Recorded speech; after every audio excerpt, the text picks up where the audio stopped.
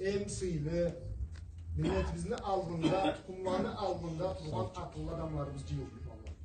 Allah varız kadar razı olsun. Elhamdülillah.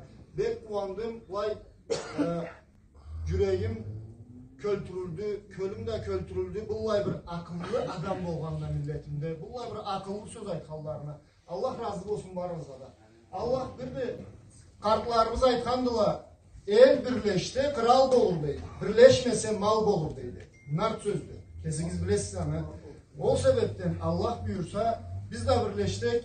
Her ne de orduna kellikti. Adevimiz de, dinimiz de, ne bizde kellikti. O biri.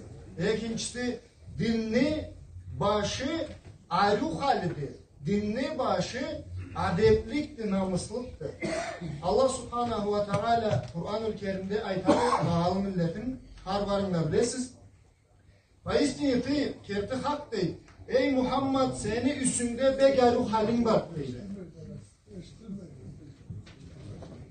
Üstünde begaru halin var deydi.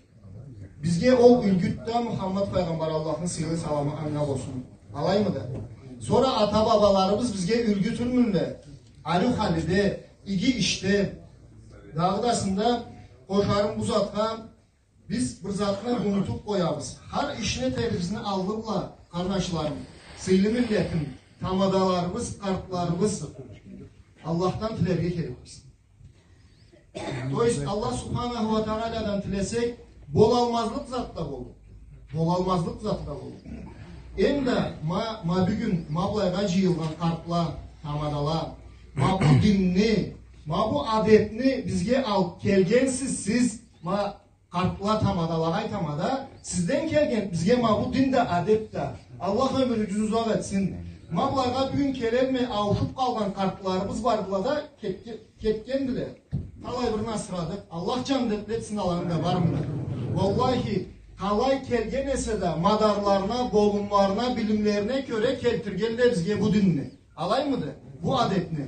Endi bir günden arı bayrağını da kolumuzga alıp Allah sen birse hep aylanırga gerek. Biz aylangan dete biz dünyanın alnında, dünyanın başında şu an dete biz milletimizni gisile ayttıramız. Ent da ayttırıp biz Allah'ın razılığını tabız.